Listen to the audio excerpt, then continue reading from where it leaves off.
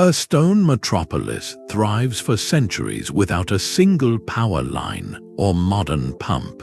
This is the enduring mystery of the self-sustaining ancient city, a place where human ingenuity performed a profound dialogue with the earth itself.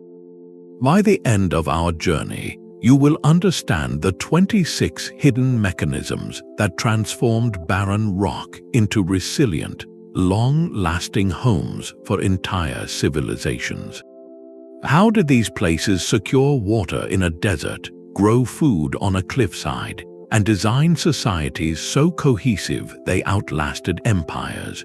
We are about to uncover the forgotten blueprints that offer startling lessons for our own future. What does it truly mean to build something that lasts? The story of self-sustaining cities begins not with the first stone placed, but with the stone itself. Our first mechanism is the foundation of geological harmony. Take the legendary city of Petra, its breathtaking facades carved directly from the rose-red sandstone cliffs of southern Jordan. This was not an act of conquest over the landscape, but a profound conversation with it. Ancient planners possessed a deep, intuitive understanding of their local geology, seeing the earth not as an obstacle, but as the primary partner in their design. They selected sites based on a sophisticated checklist written in the language of the land itself.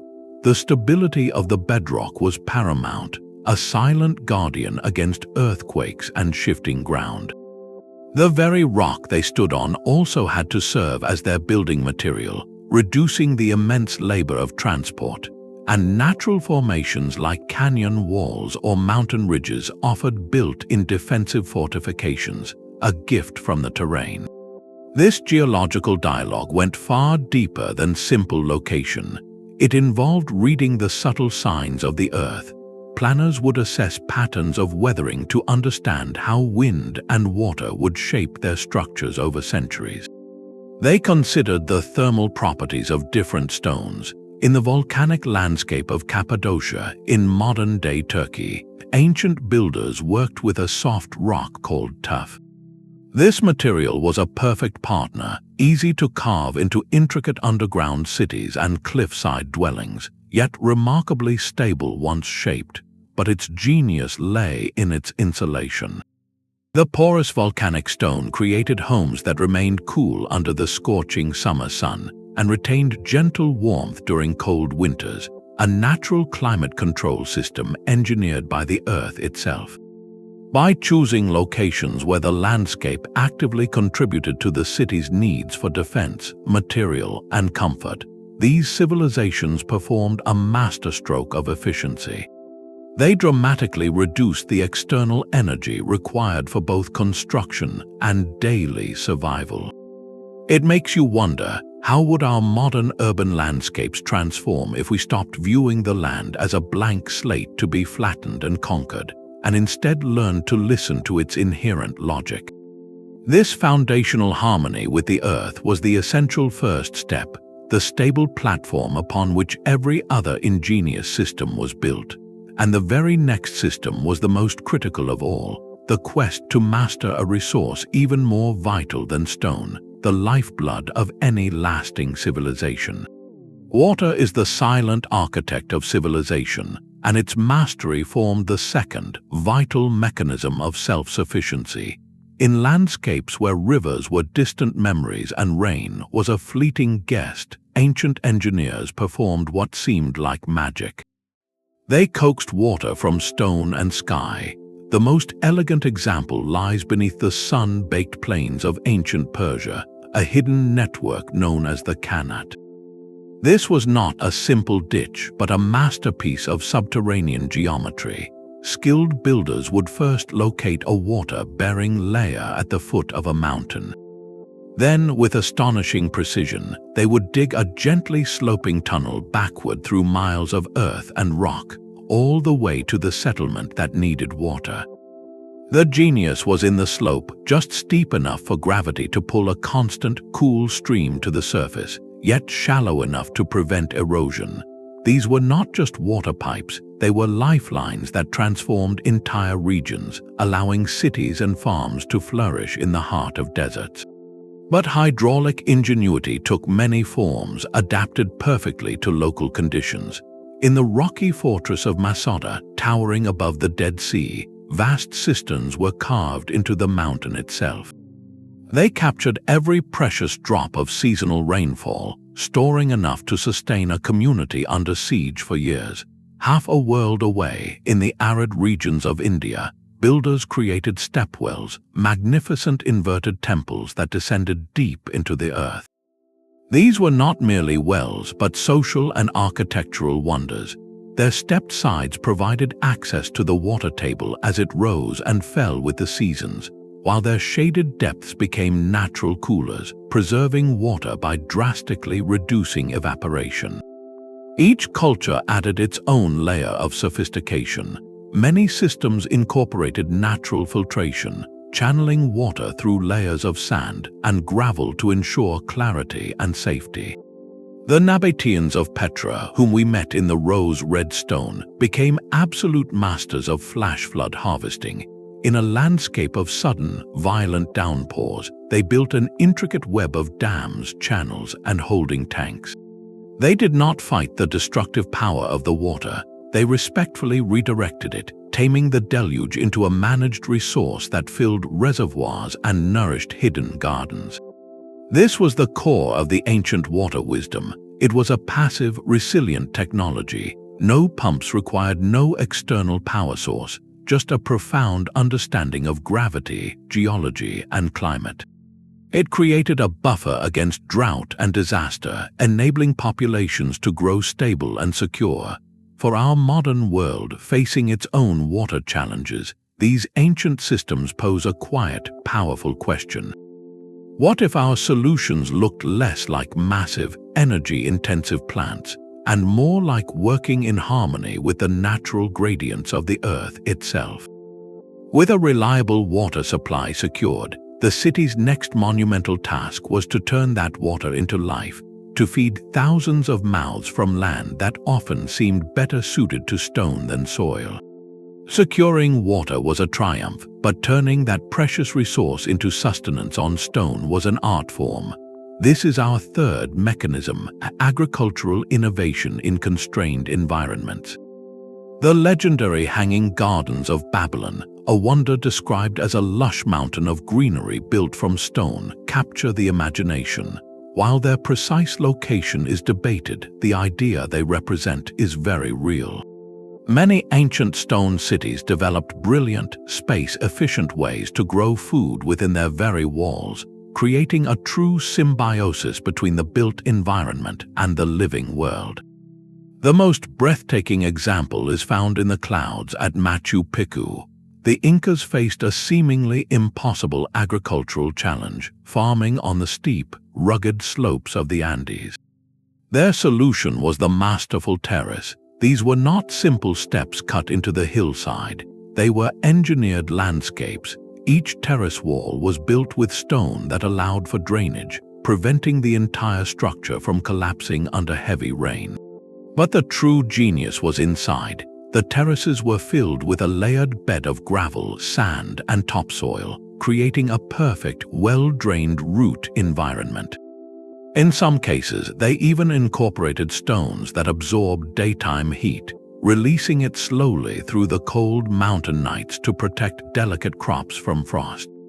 This created a series of microclimates on a single mountainside, allowing different crops to thrive at different levels. On the other side of the world, in the arid stone cities of the Middle East, the challenge was not slope but scorching sun and evaporation. Here, agriculture moved inward into shaded courtyards and walled gardens. These were oases of calm and productivity. High walls provided shade for plants and reduced the drying effect of the wind. Even more cleverly, these cities often recycled what we call grey water. Water used in baths, fountains, or simple household tasks was channeled through settling basins and then directed to irrigate these interior gardens, turning waste into a resource. This integration of food production into the urban fabric was revolutionary. It meant shorter, more secure supply chains. A city under siege could still feed itself from its own terraces and gardens. It created a circular economy where organic waste could be composted to enrich the soil, completing a loop of nutrients. The stone city was not a barren monument. It was a living, breathing organism. It makes you reflect on our own modern separation between where we live and where our food is grown. What if our buildings themselves could become productive, if our urban spaces were designed not just for living but for nurturing life? Growing this bounty was one thing, but preserving it through lean times was the next critical step in the blueprint for longevity. A bountiful harvest was only the beginning of the challenge. The true test of a city's resilience came during the long, lean months when fields lay fallow.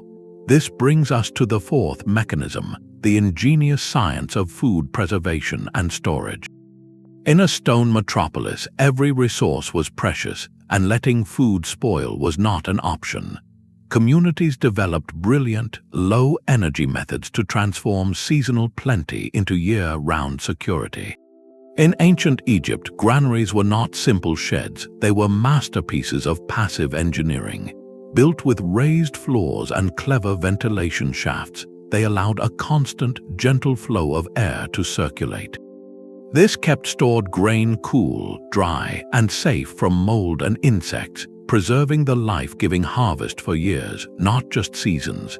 This concept of using the environment itself as a preservative was universal.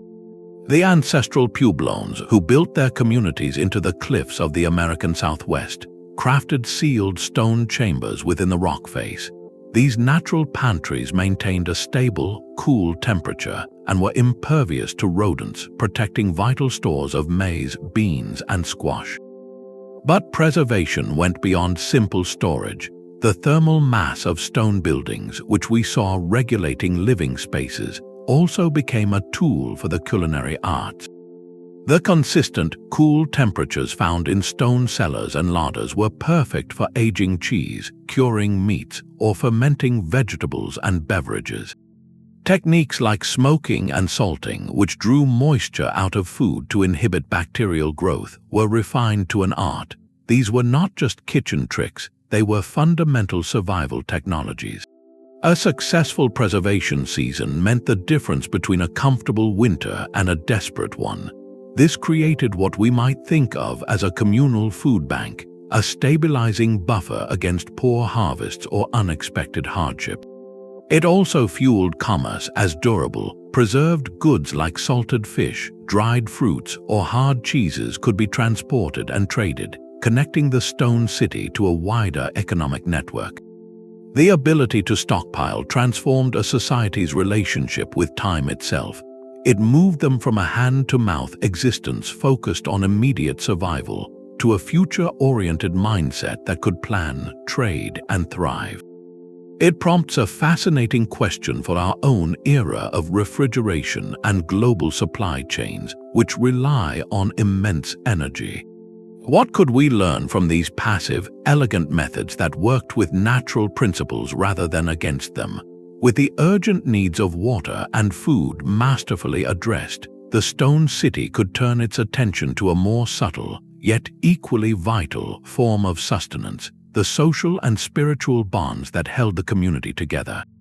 The physical security of stone walls did more than just keep threats out. It created a protected space where society itself could flourish. This is our fifth mechanism, the architecture of social cohesion and defense.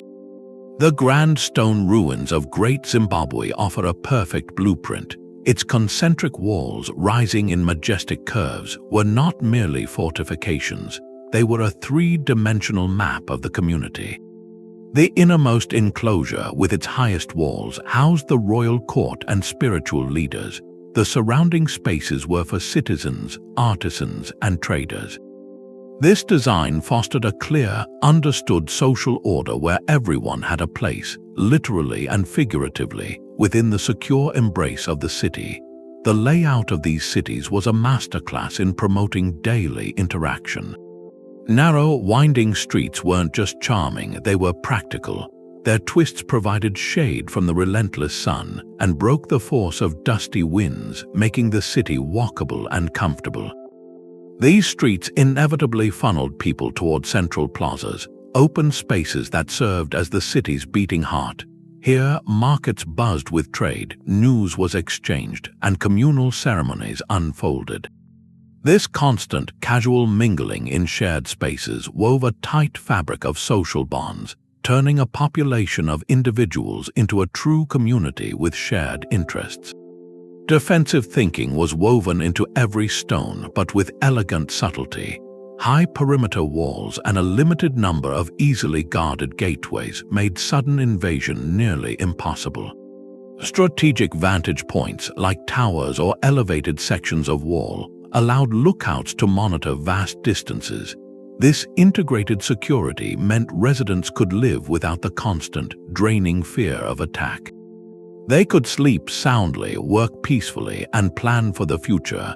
This foundational safety unlocked one of civilization's greatest leaps, the specialization of labor.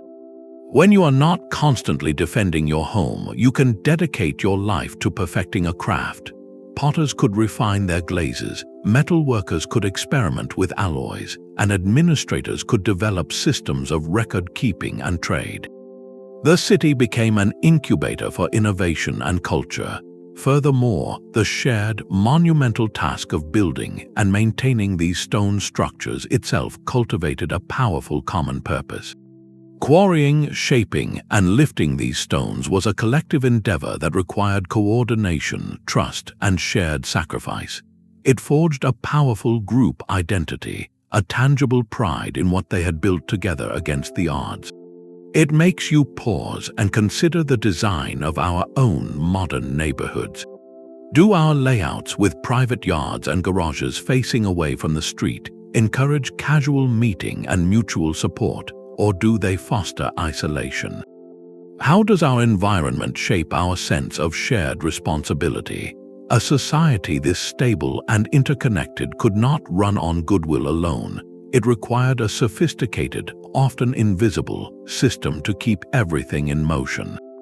The intricate streets and shared plazas of a stone city required more than social bonds to function. They demanded a hidden logic of distribution.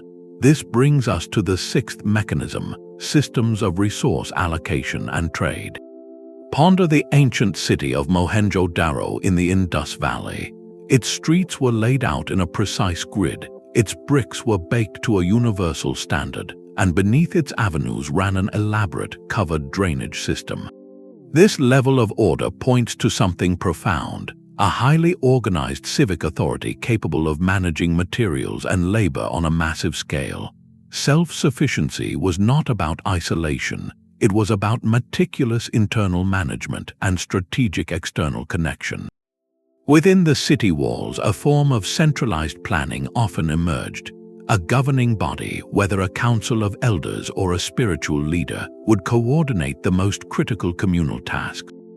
They directed the quarrying of stone, the scheduling of construction for public buildings and walls, and the essential maintenance of those life-giving water channels and food stores.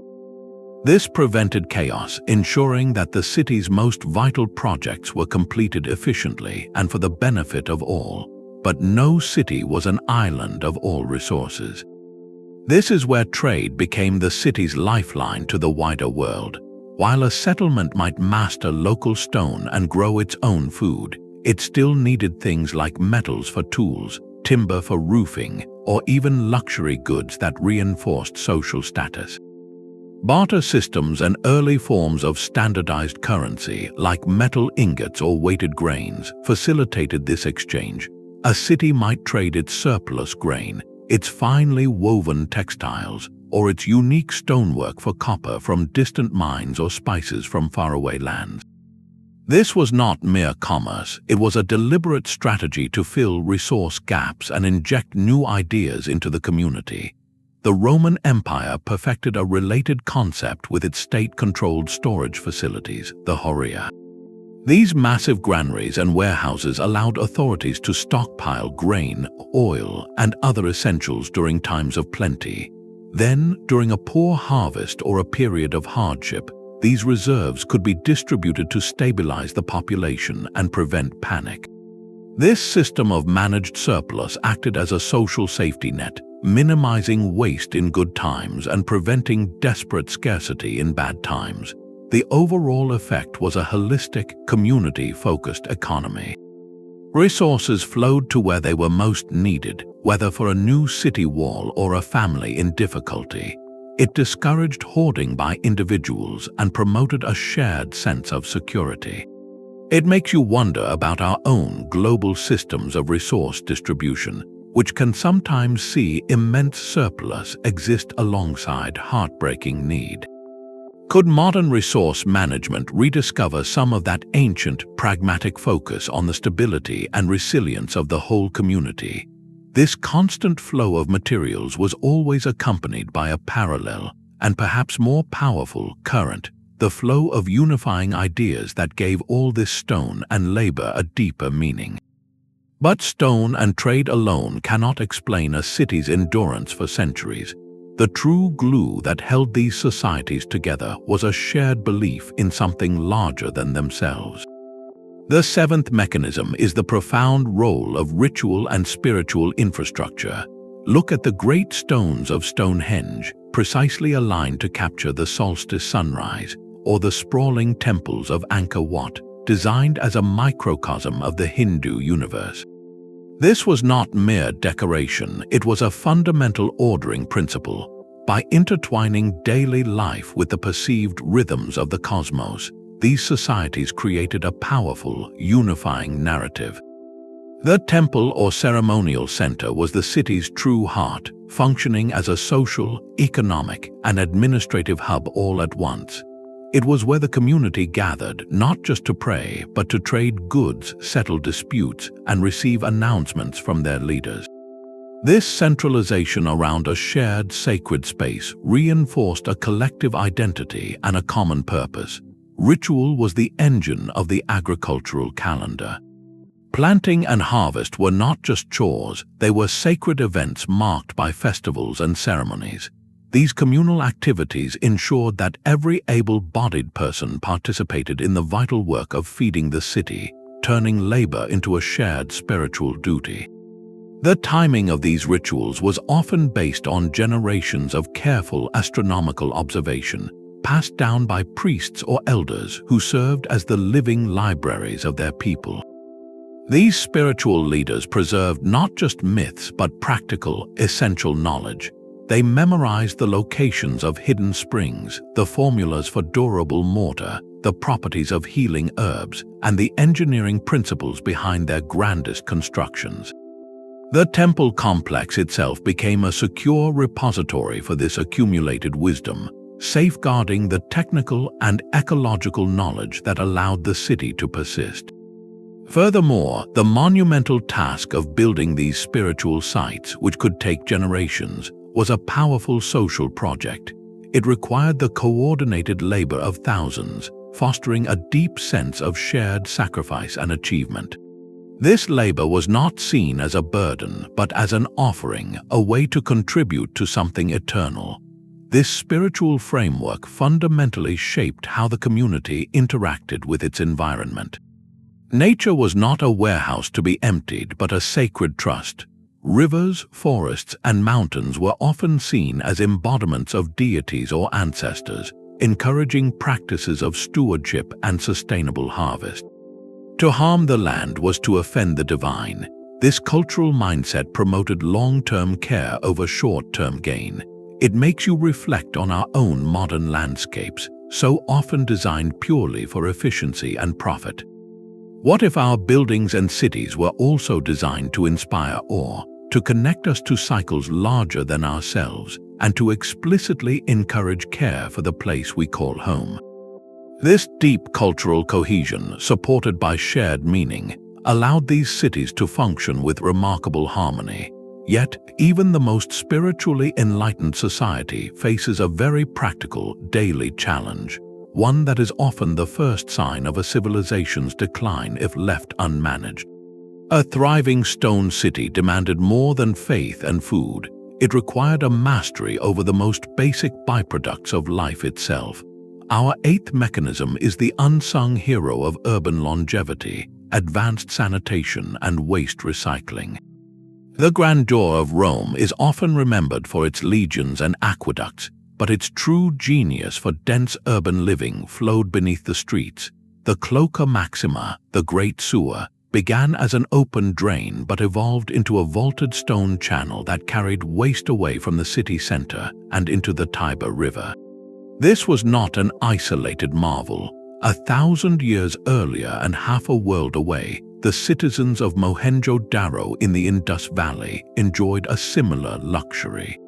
Their homes were connected to a city-wide network of covered drains built from precisely fitted bricks, all leading to centralized soak pits or away from residential areas. This fundamental separation of waste from living spaces was a monumental leap in public health, dramatically reducing the spread of illness and creating a more livable, less odorous environment. But these ancient engineers saw waste not as a problem to be discarded, but as a resource to be reclaimed. This is where their thinking becomes truly circular. Human and animal waste was carefully collected and composted, transforming it into rich fertilizer for the surrounding agricultural terraces and gardens. This practice closed the nutrient loop perfectly, returning vital minerals to the soil that grew the food that fed the people. Nothing was truly wasted.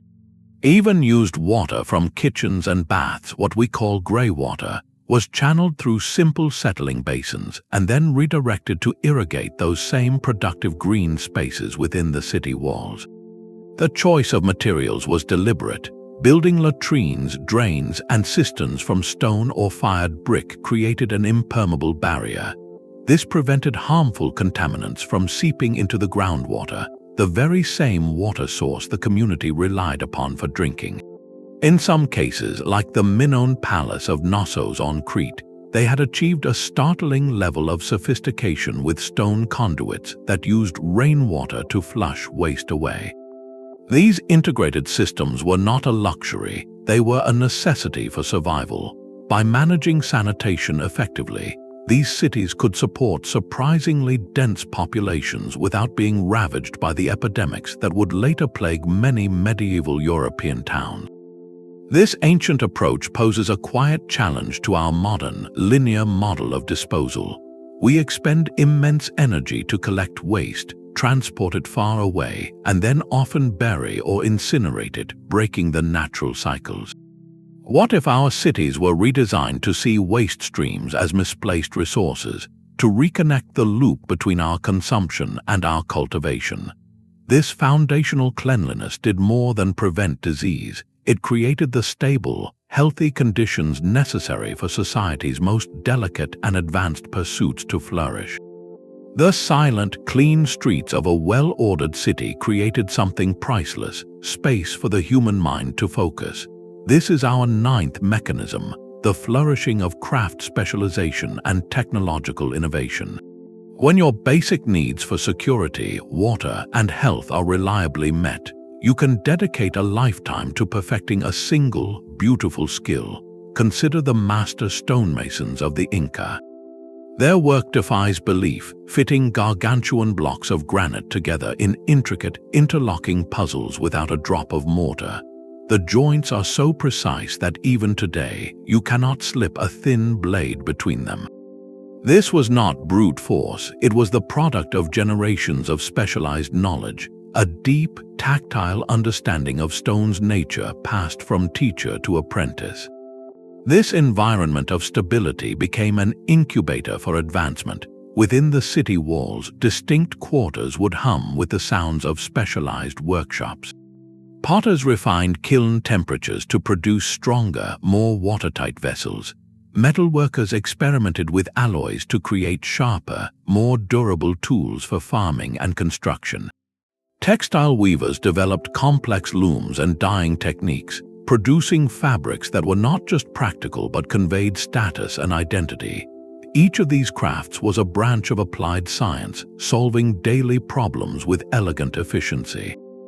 The most visible innovations, however, were those that shaped the city itself. The simple machines, the lever, the pulley, and the inclined plane were not invented in a laboratory, but on the construction sites of these ancient metropolises. They were the tools that allowed human ingenuity to move mountains, literally. By using a long lever and a pivot point, a small team could lift a stone block weighing many tons. A greased wooden sled pulled up a long, packed earth ramp could transport that same block to the top of a rising pyramid. These were technologies of amplification, allowing a society to achieve monumental works without a single engine beyond human and animal muscle. This knowledge was not left to chance. It was preserved and refined through structured systems like guilds or family apprenticeships. A young person would spend years learning not just the how, but the why, the subtle secrets of selecting stone, tempering metal, or mixing pigments.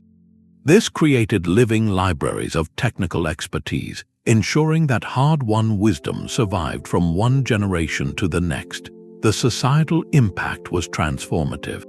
Specialization increased productivity dramatically, creating surplus goods, beautiful pottery, fine textiles, and sophisticated tools. This surplus fueled trade and wealth. Crucially, it also freed some members of the community from direct food production. For the first time, a city could support planners, architects, astronomers, and artists, individuals who could think about the long term, chart the stars, and create works that express the community's soul.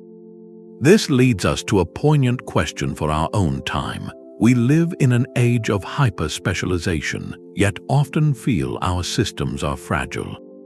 How might we design modern economies that still cherish deep, masterful skill, while weaving those specialists into a network that is resilient, adaptable, and rooted in community? The answer for these ancient builders was found not in burning fuel, but in capturing the boundless energy already flowing through their world.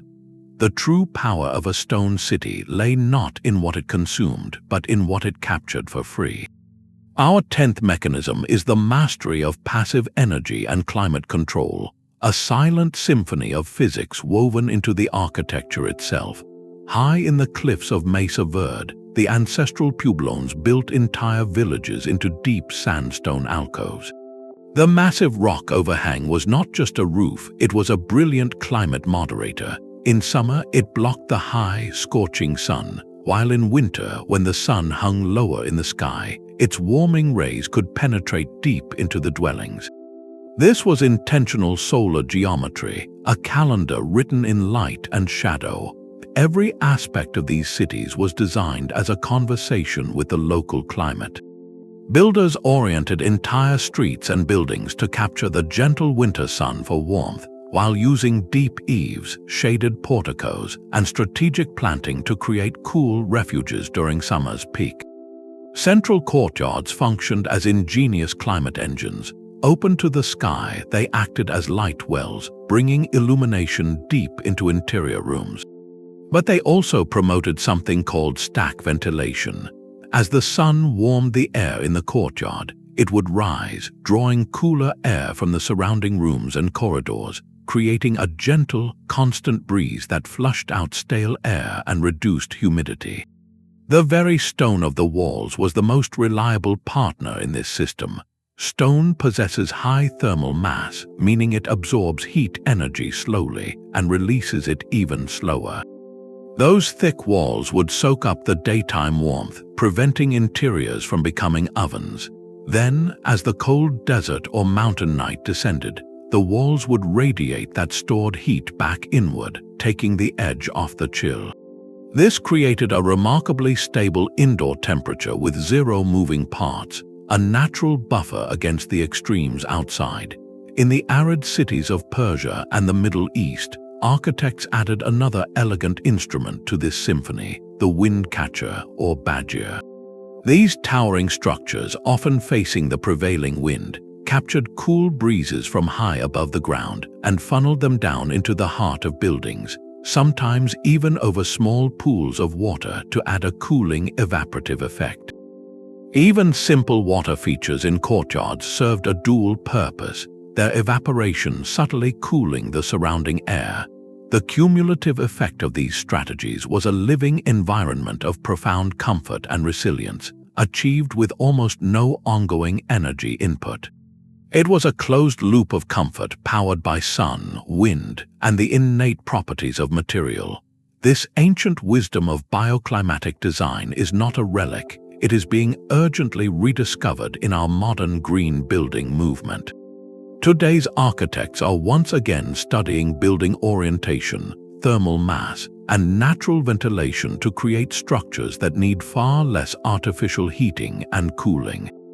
The ancient builders understood something we are relearning, that the most sustainable energy system is the one you don't have to build, just the one you have to cleverly harness. This stable, energy-efficient environment did more than just keep people comfortable. It provided the calm, predictable conditions necessary for society's greatest leaps, the development of complex systems of governance and law that would ensure all these brilliant mechanisms continued to function for generations to come. A city's knowledge was its most vital yet fragile resource. The 11th mechanism was the creation of resilient systems for preserving and communicating that wisdom across the centuries.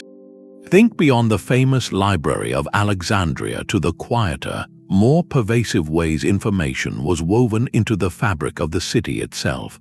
For a society to remain self-sustaining, the precise location of a hidden spring, the correct mortar mix that could withstand earthquakes, and the exact day to plant based on star positions had to survive the passing of every elder and artisan. This was a monumental challenge of memory, solved through layers of ingenious redundancy. The first layer was the human mind, trained through rigorous oral tradition and apprenticeship. Stories, songs, and chants encoded practical knowledge in memorable rhythms, passed from master to student in workshops and temples. A young stonemason learned not by reading a manual, but by feeling the grain of the rock under his teacher's guiding hand, absorbing generations of tactile experience through direct imitation. The second layer was the written word etched into permanence. In Mesopotamia, administrators pressed cuneiform symbols into wet clay tablets, recording harvest yields, trade debts, and storage inventories. These were not literature, but vital administrative tools that created accountability and allowed for long-term planning. In Egypt, hieroglyphs carved into tomb and temple walls served a dual purpose, honoring the divine while also preserving technical and medical knowledge for posterity. But the third, and perhaps most brilliant layer, was the city itself as a physical textbook. The very layout of streets and buildings often followed sacred geometries or astronomical alignments that functioned as a giant, three-dimensional calendar. A shaft of light piercing a temple doorway to illuminate a specific spot only on the summer solstice was not just spectacle. It was a precise agricultural alarm clock, signaling the community to begin the harvest. The construction techniques were a language in stone. The interlocking blocks of Inca walls were a masterclass in seismic engineering, a lesson in resilience literally set in stone for future builders to see and understand. This multi-layered approach to knowledge created a powerful institutional memory. When a flood damaged water channels or a drought stressed food supplies, the community did not have to start from zero. They could consult records, recall the old songs that spoke of past famines, or read the alignment of their ancestors' buildings to understand the long-term climate patterns.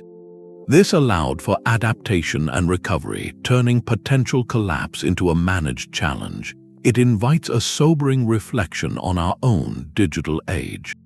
We store immense knowledge in cloud servers and fragile storage devices, formats that may become unreadable in just decades. How much of our essential wisdom is embedded in our communities, our hands-on skills, or our built environment? The ancient city teaches that knowledge survives not when it is merely stored, but when it is lived, practiced, and etched into the world around us. This preserved wisdom had one ultimate purpose: to foresee danger and cushion the blow before it ever landed. The stone city's greatest strength was its capacity to endure the unexpected. This brings us to the 12th mechanism, a sophisticated culture of risk mitigation and disaster preparedness. Ancient planners understood they were building in a dynamic, sometimes violent world, and their designs reflected a profound anticipation of crisis. In the seismic lands of ancient Greece, the Mycenaeans constructed walls of such immense, interlocking stones that later generations believed only mythical giants could have placed them. This cyclopean masonry was more than imposing, it was brilliant engineering. The irregular, tightly fitted blocks created a flexible lattice that could shift and settle during an earthquake without collapsing, a literal shock absorber carved from the landscape itself. This principle of designing with disaster in mind was woven into the urban fabric. Critical infrastructure was strategically zoned for safety. Granaries, administrative archives, and key water reservoirs were almost always placed on elevated ground, a simple yet effective defense against the devastating flash floods that could roar through arid riverbeds. They understood the danger of putting all their vital resources in one vulnerable basket. Food stores and water cisterns were deliberately dispersed throughout the city and its surrounding territory. This distributed model meant a fire, a localized collapse, or a targeted attack could not cripple the entire community's lifeline in a single blow. Resilience was built through redundancy. While direct records are rare, it is almost certain that these tightly knit communities developed plans for emergencies, designated roles for fire response, the reinforcement of damaged walls, or the distribution of emergency stores from those dispersed reserves would have been communicated and practiced, turning panic into coordinated action.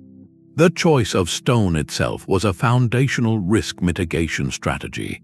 Unlike wood, it was impervious to fire, the ancient city's most common and terrifying threat.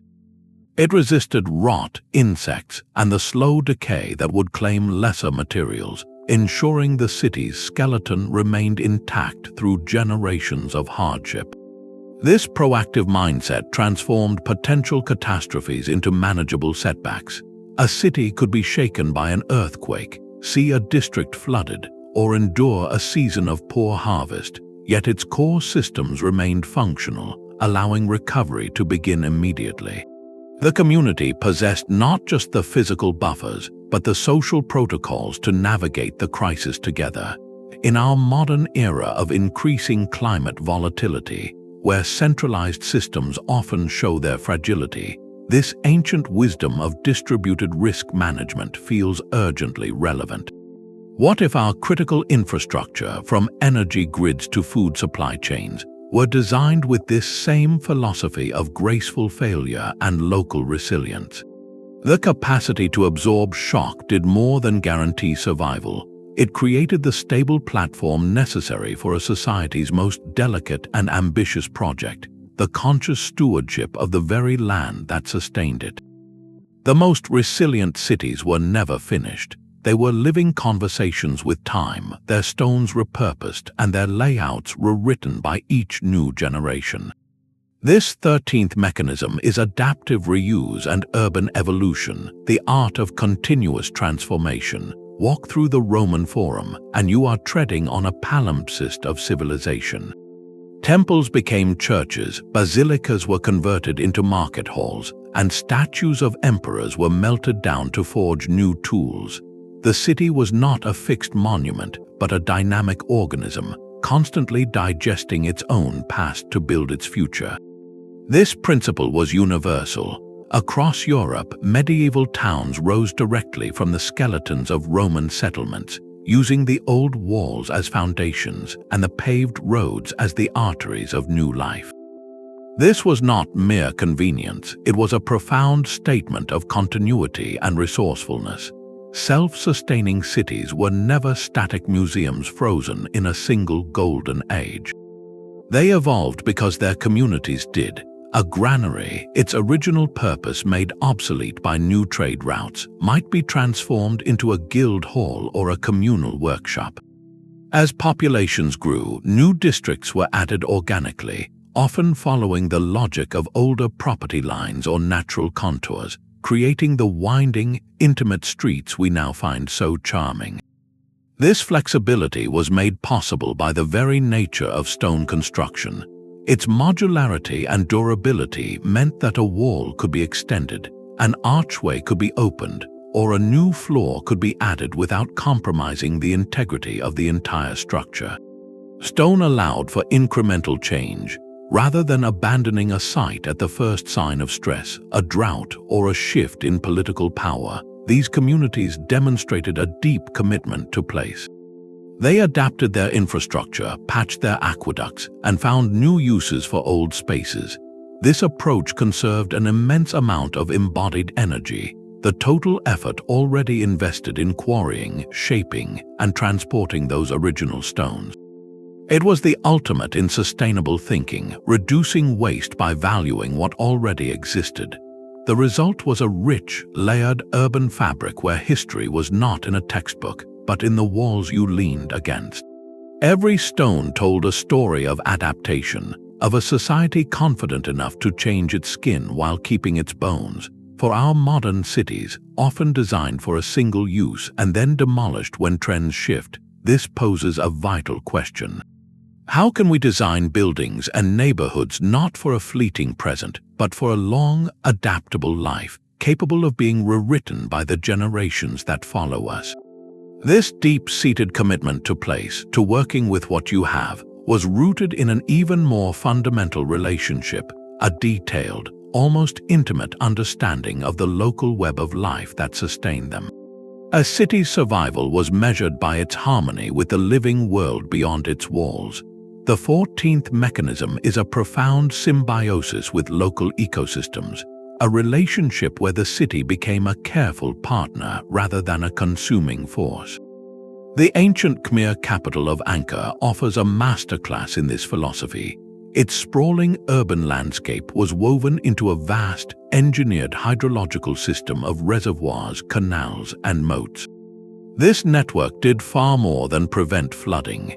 It captured the intense monsoon rains, storing this bounty to irrigate rice paddies during the dry season, supporting a massive population. But the genius was ecological. The system also recharged groundwater, nurtured surrounding forests, and created habitats for fish and wildlife, integrating food production, water management, and biodiversity into a single, resilient loop. These cities understood they were nodes within a larger living network. Forests were not clear-cut, but carefully managed as renewable resources for timber, fuel, and medicinal plants. Hunting grounds were often regulated by custom or law to prevent overharvesting, ensuring game populations remained stable for generations. Wetlands, those crucial sponges of the landscape, were preserved for their natural services, filtering water and buffering against floods. Even the plants introduced by people were chosen with care. Fruit trees, medicinal herbs, and fibrous plants for weaving were integrated into gardens and terraces, often in ways that complemented native species rather than displacing them. This was a form of ancient permaculture, a conscious design that worked with natural patterns to create abundance. The city did not simply extract, it contributed. Organic waste enriched soils, managed water flows, prevented erosion, and the very presence of people, when guided by traditional knowledge, could sometimes increase local biodiversity. This symbiotic approach created a virtuous cycle. By maintaining the health of the watershed, the city ensured its own clean water supply. By preserving forests, it stabilized local climates and protected fertile soils. The ecosystem, in turn, supported the city with reliable resources. It was a pact of mutual care, an understanding that human prosperity was inseparable from the vitality of the land. This raises a pivotal question for our modern, often walled-off urban areas. What would it take for a metropolis to see itself not as an island of concrete, but as an active participant in its regional ecology, to design its infrastructure to support life both within and beyond its borders? This delicate balance was too important to be left to chance. It required the full force of social agreement to protect it for the long term. The intricate balance between a city and its environment was too vital to be left to goodwill alone. This brings us to the 15th mechanism, the establishment of formal governance and legal frameworks designed for sustainability. The famous Code of Hammurabi, etched into stone in ancient Babylon, went far beyond simple criminal justice.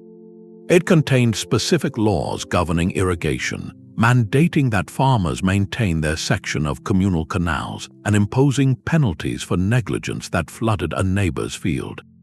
This was a legal recognition that water, the lifeblood of the city, was a shared trust, not a private commodity.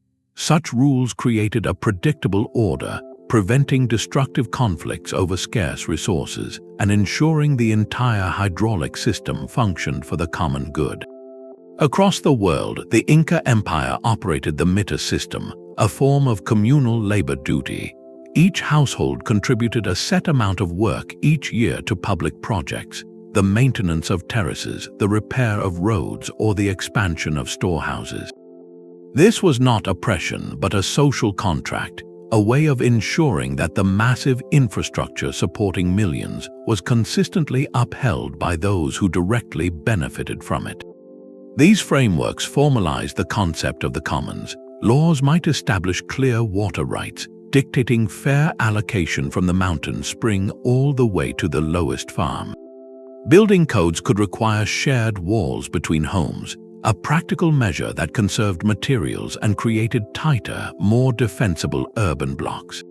Ordinances might hold a neighborhood responsible for keeping its section of the main drain clear, turning civic maintenance into a collective duty.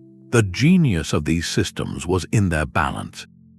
They protected individual property and enterprise, but always within a framework that prioritized the long-term survival of the whole community.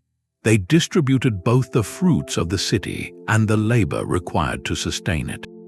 This created a powerful social stability, reducing the internal strife that could cripple a society as surely as any external invasion. It coordinated action on a grand scale, enabling projects no single family or clan could ever accomplish alone. It prompts a direct and challenging question for our own time. Our modern legal systems are often brilliant at protecting individual rights and facilitating commerce, but how might they evolve to explicitly mandate long-term ecological thinking, to legally embed the rights of future generations and the health of the land into every new development? These rules did more than manage resources. They wove a shared story, an identity expressed in the very art that adorned the city. The carvings on a Mayan temple were far more than decoration. They were a sacred instruction manual. Our 16th mechanism is artistic expression and symbolic reinforcement, the cultural layer that made survival meaningful. In the great stone cities, art was not a luxury. It was a vital technology for the mind and spirit, a way to encode the rules for living in harmony into the very walls people touched every day. Look at the intricate frescoes in the Minoan Palace of Knossos, alive with dolphins and vibrant marine life. These were not random scenes. They were a profound declaration of identity for a seafaring people, a daily reminder of their dependence on and respect for the sea that sustained them. Similarly, the powerful stone visages of the rain god Chok that adorn Mayan pyramids served a critical function. They were constant, monumental reminders of the divine forces behind the rain and the maize, reinforcing a cultural attitude of reverence toward the natural cycles that dictated life and death. This art transformed practical knowledge into shared story. A mural might depict the ideal method for harvesting grain, or a sculpture might show a deity holding the tools of a specific craft. In a world before mass literacy, these public images served as educational tools, visually reinforcing the techniques and values that kept the community alive. They taught each generation not just how to do something, but why it mattered in the larger cosmic order. The architecture itself was the ultimate symbol. The sheer scale of a pyramid, the impossible height of a temple gate, or the perfect symmetry of a public plaza was a physical manifestation of social order and collective power. It inspired awe and civic pride, motivating citizens to maintain and protect the grandeur they had built together. This created a powerful feedback loop. Contributing to the maintenance of the aqueduct was not just a chore, it was an act of service to the beautiful city that told the story of your people. The art created a deep sense of shared heritage and identity, a we that was stronger than any individual I. It made the hard work of sustainability feel like participating in something eternal and sacred. This cultural cohesion acted as a form of social capital, an invisible reserve of trust and shared purpose that was as critical to the city's longevity as its storehouses of grain. It prompts us to look at our own modern landscapes with new eyes. What values do our blank glass towers or sprawling commercial strips communicate? Where is the public art that tells a story of stewardship, community, or connection to place? The ancient city understood that to build something that lasts, you must first build the story that makes people want to keep it alive. This story, however, was not told in a single voice. It was a chorus of diverse perspectives, each bringing a unique strength to the communal table. The true cost of a stone city was measured not in currency, but in lifetimes. The 17th mechanism is the profound economics of time and labor investment, a philosophy that saw the present as a foundation for a distant future. To stand before the Great Pyramid of Giza is to witness the culmination of labor spanning decades, a project conceived and executed with the certainty that its builders would never see it finished, yet they laid each block for the benefit of generations they would never meet. This was the ultimate expression of delayed gratification, where the staggering upfront effort of quarrying mountains, dressing stones with wooden and copper tools, and transporting them for miles paid a dividend measured in centuries of stable use and cultural identity. This long horizon required a social and economic model that valued permanence over expediency. Labor was mobilized not through hourly wages, but through systems of shared obligation. In many cultures, this took the form of a communal labor duty like the Inca Mita, where each household contributed a portion of its year to public works. In others, it was organized through tribute or a form of taxation, where a portion of agricultural surplus supported full-time artisans and planners. These systems pooled the effort of thousands toward a single, monumental goal, achieving what no market of individual contractors ever could. The resulting infrastructure was a masterclass in preventative economics. A perfectly fitted stone wall might take a year to build, but it would stand for 1,000 years with minimal repair, eliminating endless cycles of rebuilding. A meticulously engineered aqueduct, once completed, provided free water for centuries, eliminating the daily labor of hauling it from distant sources. These were not expenses, they were one-time investments that dramatically reduced the future costs of defense, maintenance, and social strife. They created what we might call a legacy asset, a gift of security, beauty, and functionality passed from parent to child across the ages. This stands in stark contrast to much of our modern economic thinking, which often prioritizes quarterly profits and rapid returns on investment. It compels us to ask a difficult but essential question. How might our economic metrics, so focused on short-term growth, be reformed to truly value intergenerational equity, to account for the immense worth of a bridge that lasts 500 years versus one that needs replacement in 50? The success of these patient generational projects, however, rested on a foundation more vital than any stone: the enduring health and strength of the people who built them. A society's strength was measured in the vitality of its people. Our 18th mechanism focuses on public health and community wellness, a holistic understanding that a city's true infrastructure was the living body of its citizens. The Grand Roman Thermae were far more than bathing complexes. They were vibrant community hubs where hygiene, social connection, and even early medical care converged. Cleanliness was a public good, accessible to many, drastically reducing the spread of common illnesses and fostering a shared culture of well-being. But the commitment to health extended far beyond the bathhouse. Urban design itself was a form of preventative medicine. Narrow streets were oriented to catch cleansing breezes, and central courtyards in homes ensured sunlight and fresh air reached deep into living spaces, combating the damp, still conditions where respiratory ailments could thrive. The diet was another carefully considered pillar. Culinary traditions evolved not from luxury, but from a deep empirical knowledge of local, nutritious foods. The famed Mediterranean diet, with its olives, grains, and legumes, or the balanced triad of maize, beans, and squash cultivated across the Americas, provided complete nutrition from sustainably managed local sources. Medicinal herbs were not exotic imports, but familiar plants cultivated in kitchen gardens and public green spaces, turning everyday wellness into a form of household knowledge. Perhaps most insightful was the recognition of psychological and social health. Many cultures institutionalized periods of rest and celebration.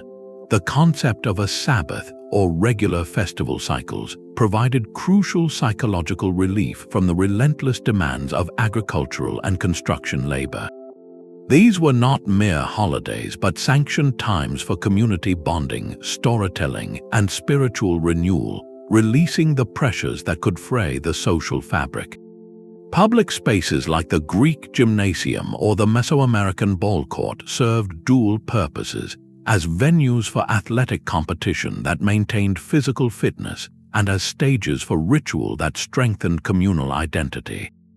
This integrated view treated the individual's health as inseparable from the health of the community and the environment that sustained it. It was a system of care woven into daily architecture, seasonal rhythms, and social ritual. The result was a population more resilient to common health challenges, with greater life expectancy and a more robust, productive workforce capable of maintaining the city's complex systems. This ancient, holistic model invites a quiet reflection. Our modern healthcare systems perform miracles of specialized treatment, yet they often operate in isolation from how we live, work, and connect. What might we regain if we once again designed our neighborhoods, our schedules, and our shared spaces with this integrated vision of physical, mental, and social well-being at their core? This careful stewardship of human vitality ensured that the city's most precious resource, its collective wisdom, remained alive and active in every generation. The knowledge of how to build and sustain a city was a living flame, passed carefully from one set of hands to the next. This 19th mechanism is education and intergenerational learning, the quiet transmission of wisdom that turned a collection of brilliant systems into an enduring culture. Picture a young apprentice in a stonemason's yard, his hands learning the grain of the stone under his master's guidance. He was not merely learning how to cut rock, but the stories behind why a certain arch was chosen for a gate, or where the best quarry stone with the perfect fracture could be found. This was knowledge alive with context passed down through doing. Formal schools were rare, but education was constant and immersive, woven into the fabric of daily life. Skills in agriculture, construction, water management, and governance were taught through direct experience, often within family lineages or dedicated craft guilds. A child learned to farm by walking the terraces with a parent, absorbing the subtle signs of soil health and plant readiness. A future administrator learned law and record-keeping by assisting a scribe, understanding that precise accounts were the bedrock of fair resource distribution. Elders served as the community's living libraries, holding a deep, place-based wisdom. They could read the subtle shifts in wind and cloud that foretold a coming storm, or identify which plants at the forest's edge were nourishing and which were best left alone. This environmental literacy was a survival skill taught through story and demonstration around evening fires. Rites of passage and communal storytelling were the other critical channel. These ceremonies and tales did more than entertain. They transmitted the ethical codes, historical lessons, and shared identity that bound the community together. A story about a past famine taught the importance of the granaries. A legend about a foolish king who neglected the aqueducts reinforced the value of communal maintenance. This ensured that the sophisticated, invisible systems of the city, from its legal frameworks to its seismic construction techniques, could be operated, maintained, and even subtly improved by each new generation. The city's longevity depended on this unbroken chain of understanding, where the why was just as important as the how. It makes you reflect on our own modern educational models, so often focused on abstract, standardized information delivered in isolation from place. What would it mean to once again root learning in the stories of our local landscapes, to teach the why of our infrastructure and the ethics of our interdependence? This deep, continuous learning created a culture confident enough to look outward, to engage in the exchange of goods and ideas without ever risking its core self-sufficiency. The city's gates were not sealed shut but opened with careful intention. The 20th mechanism is controlled exchange and cultural diplomacy, a strategic balance between internal strength and external connection. Ponder the great caravans of the Silk Road, their camels laden with spices and silks, finally stopping to rest within the rose-red canyons of Petra. They brought more than exotic goods, they carried whispers of distant mathematics, blueprints for new looms, and artistic motifs that would blend with local styles to create something entirely new. These self-sustaining cities mastered a vital paradox. They cultivated profound internal resilience while remaining selectively open to the wider world. Their engagement was never one of desperate need but of calculated choice. A city blessed with abundant grain harvests might trade its surplus for the rare tin or copper needed to forge stronger tools and weapons, resources its own lands lacked. Luxury items like incense, ivory, or fine dyes were acquired not for survival, but to reinforce the status of rulers and priests, strengthening the social hierarchy that kept the community ordered.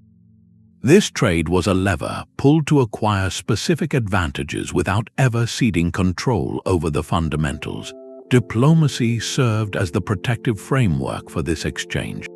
Strategic marriages between royal families could transform a potential rival into a kin, ensuring peaceful borders and safe passage for merchants. Formal alliances and tribute agreements created predictable, regulated relationships with neighboring powers. These were the ancient equivalents of trade treaties and mutual defense pacts, designed to stabilize the region and secure the city's economic lifelines. The result was a beautiful cross-pollination. Architectural ideas traveled along with textiles, irrigation techniques were shared alongside spices. A city could adopt the superior axle design from a distant land to improve its own carts, or incorporate a new musical scale into its ceremonies, enriching its culture without undermining its core identity. This required a disciplined focus on internal production. To have something valuable to trade, a city needed to excel at making something, whether it was a particularly fine pottery, a unique stone carving, or an abundant, reliable harvest. Quality control and craftsmanship became economic necessities, not just artistic pursuits. The entire system was a lesson in managing interdependence without succumbing to dependency. It prompts a direct and vital question for our interconnected modern world. How do we, as nations or even as local communities, maintain that same core resilience, the ability to secure our fundamental needs, while still engaging openly in a global network of ideas, innovation, and commerce? The ancient city suggests the answer lies not in building walls, but in building a stronger, more self-reliant home from which to confidently greet the world. Precision was the silent language of longevity. This 21st mechanism is standardization and quality control in production, the invisible framework that turned ambitious vision into dependable reality. Walk the perfectly gridded streets of Mohenjo-Daro in the Indus Valley, and you are stepping on a testament to this principle. The sun-dried bricks used throughout the city were not made by whim. They were produced to a universal ratio, their dimensions consistent across neighborhoods and generations. This was not an aesthetic choice, but a profound logistical one. When every brick is the same size, construction becomes faster, repairs become simpler, and the entire city functions as a coherent, repairable system. This thinking extended to the grand networks of the Roman Empire, where the famous roads were built to a standardized width. This allowed carts, messengers, and legions to move with predictable efficiency across thousands of miles, binding the empire together with a physical rhythm of stone and gravel. To manage projects that spanned decades and employed thousands, ancient administrators implemented systems of measured consistency. Standard units for length, volume, and weight were established, often embodied in official stone weights or bronze measuring rods kept in temples. A potter knew exactly how much clay constituted an amphora for shipping olive oil. A metal worker knew the precise alloy mix for a bronze fitting that would hold a roof beam for a century. This created a common technical language that allowed specialization to flourish without chaos. Quality was not left to chance. In many cultures, craft guilds enforced rigorous regulations. A master mason's mark on a stone block was a signature of guarantee, a promise that it met the guild's standards for durability and fit. State inspectors might examine the mortar mix on a new aqueduct, ensuring it contained the correct proportions of lime and volcanic ash to resist water and time. This enforcement guaranteed that critical components, from the tiles on a roof to the metal clamps holding a wall together, would perform as expected for generations. The long-term benefit was immense reliability. Standardized, high-quality materials dramatically reduced failure rates in infrastructure. An aqueduct built with uniform, well-fired pipes was less likely to spring a catastrophic leak. A defensive wall constructed from consistently sized, properly shaped stones could better withstand siege engines and seismic shifts. This lowered the long-term burden of maintenance, freeing the community's energy for new pursuits rather than endless repair. It also accelerated training and construction. A new laborer could be taught quickly using universal measures, and complex systems, once perfected, could be reproduced in new locations with confidence. Our modern world operates on a vast scale of similar principles, from international building codes to the precise specifications of a microchip. Yet the ancient model invites a subtle reflection. Their standardization was often holistic, born from a deep understanding of local materials and climate. A brick size was not arbitrary but optimized for local clay and human hands. A road width considered the terrain it crossed. In our pursuit of global standards, do we sometimes lose that intimate, place-based wisdom? Can our codes leave room for the genius of local adaptation? This network of reliable production created the physical pieces of the city, but those pieces needed to connect, to flow, to breathe as a single organism. The grooves worn into Pompeii's stone streets tell a silent story of constant motion.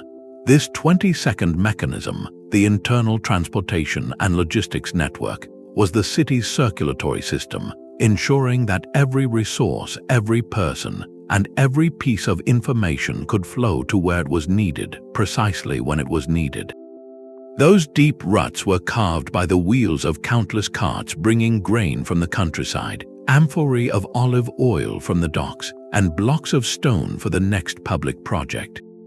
The design of these networks was a masterclass in urban efficiency, built to handle both the mundane and the urgent. Streets were not an afterthought, they were carefully planned with a clear hierarchy. Grand colonnaded avenues served as ceremonial and commercial spines, wide enough for processions and bustling market stalls. From these main arteries, narrower lanes branched like capillaries into residential quarters, providing quiet access to homes while keeping through traffic on the larger roads. This intentional design reduced congestion and noise where people lived, a principle of zoning that feels remarkably modern. Centralized markets were always positioned at key intersections or near city gates, the natural convergence points of internal and external traffic. This minimized the distance goods had to travel from arriving merchant caravans to the public square, keeping food fresh and prices stable. The logistics of daily maintenance were built into the very pavement. In Pompeii, raised sidewalks and strategic stepping stones allowed pedestrians to cross flooded streets without getting their feet wet, a simple but brilliant adaptation. The same network that carried commerce also supported essential services. Designated paths allowed for the systematic collection of household waste to be taken to composting pits outside the walls. Water carriers, or the flow from public fountains, used these routes to deliver clean water to neighborhoods, while others ensured runoff was efficiently channeled away.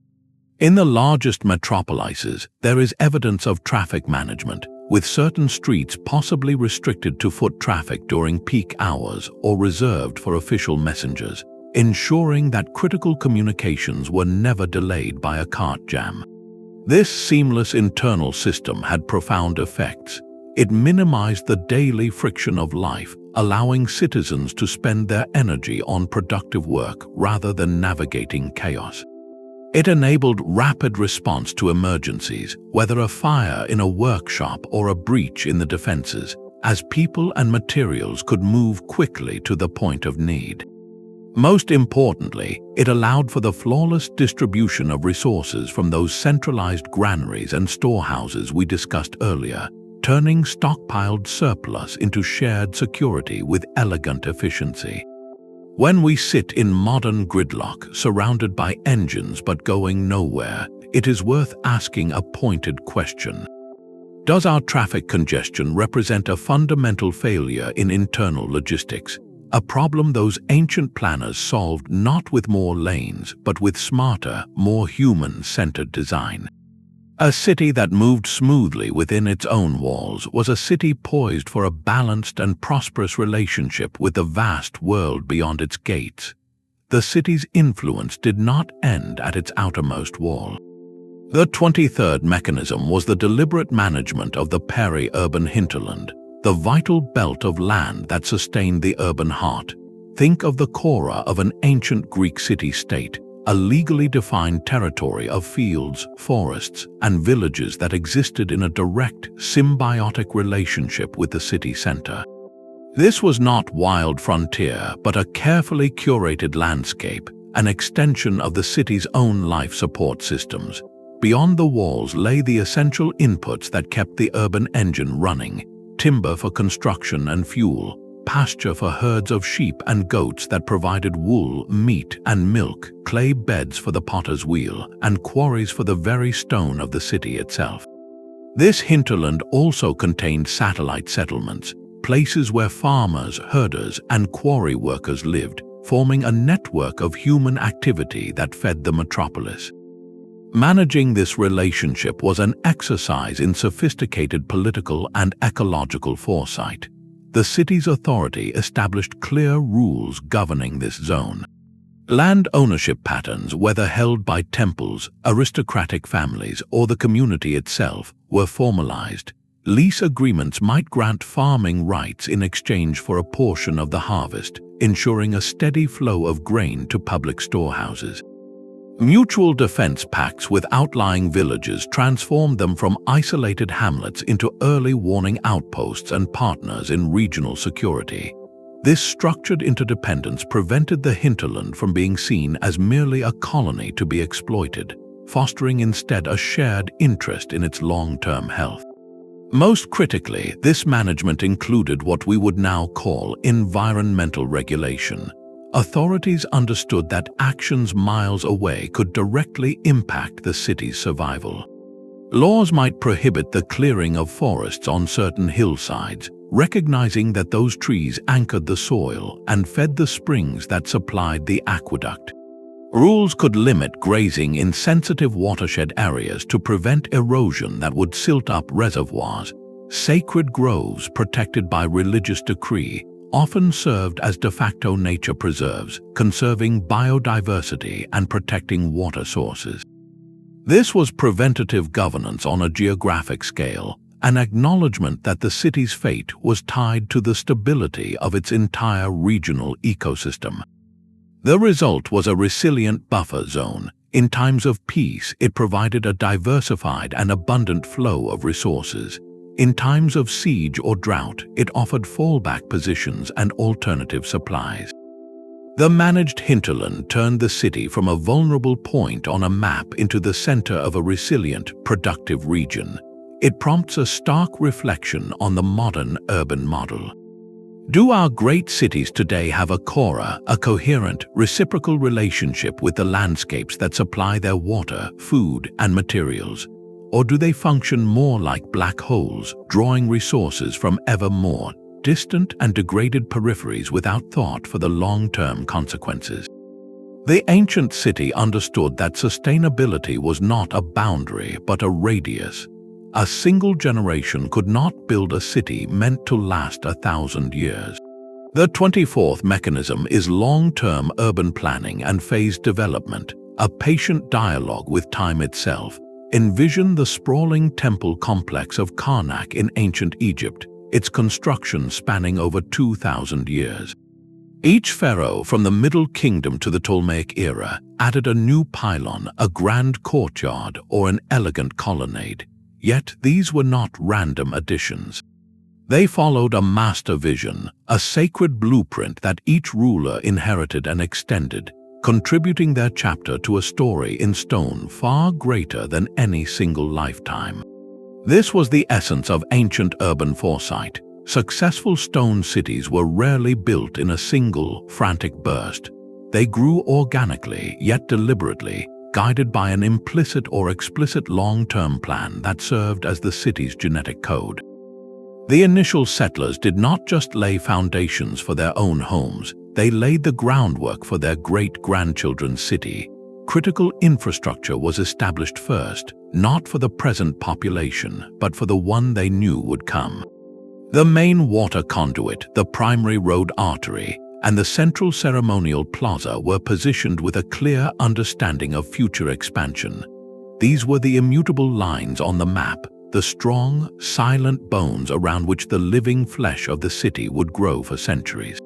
Open spaces were intentionally left vacant, reserved not for private use, but for the future public buildings, markets, or temples that a growing community would require. This phased approach held a profound strategic wisdom. It allowed for adaptation.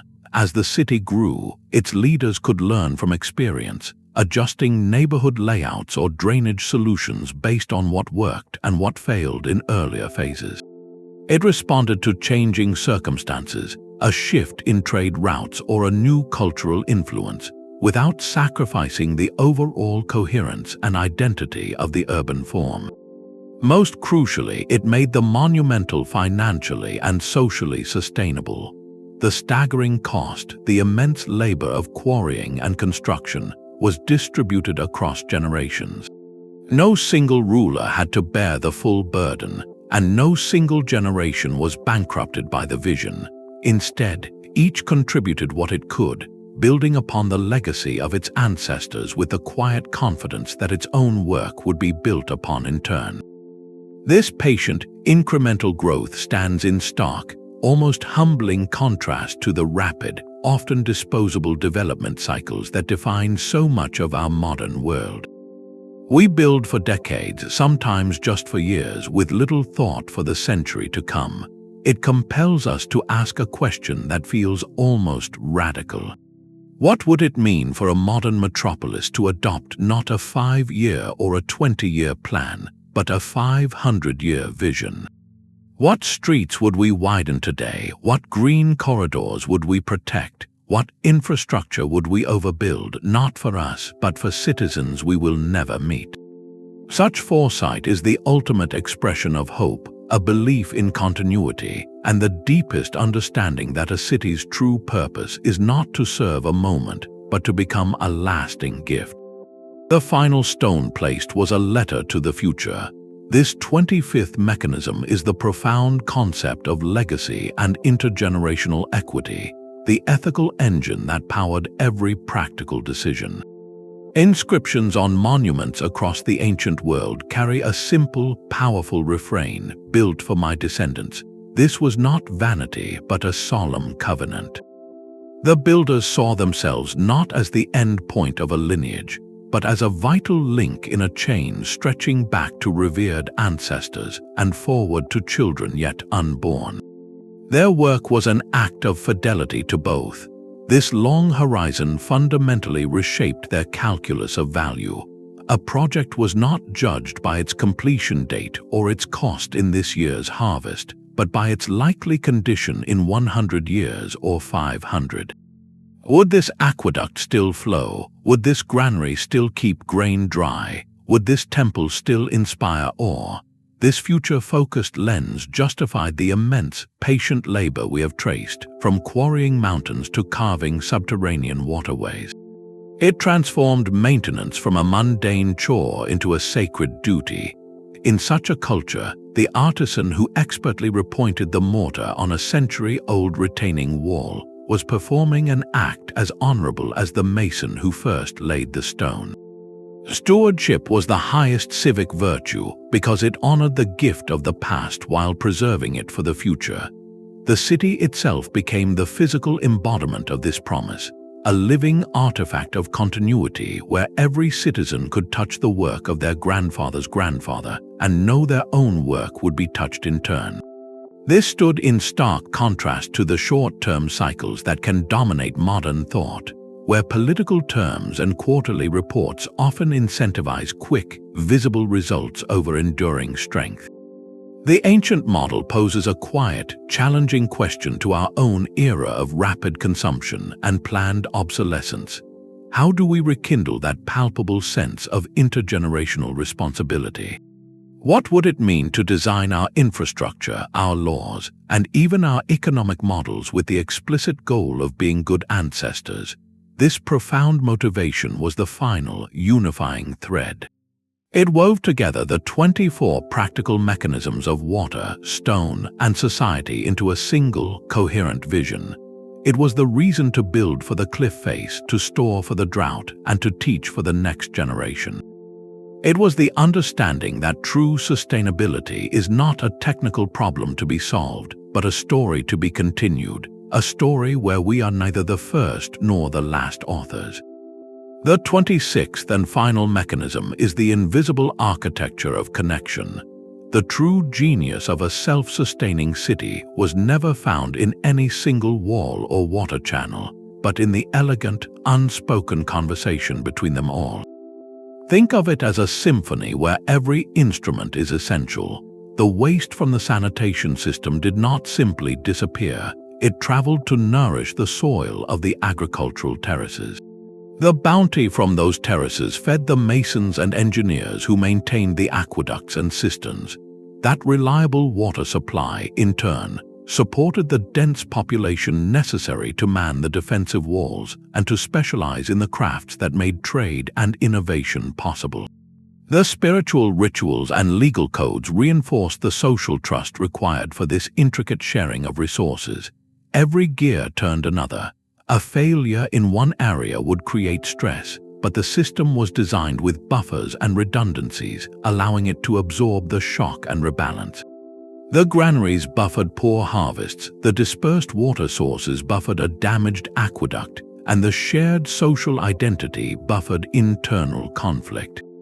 This created what we would now call a complex adaptive system, a living network where change in one part prompted intelligent adjustment in another, all without a central command center.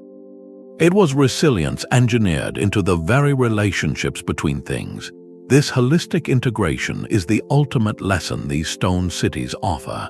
They teach us that sustainability is not a checklist of green technologies, but the art of weaving those technologies into a coherent social and ecological fabric.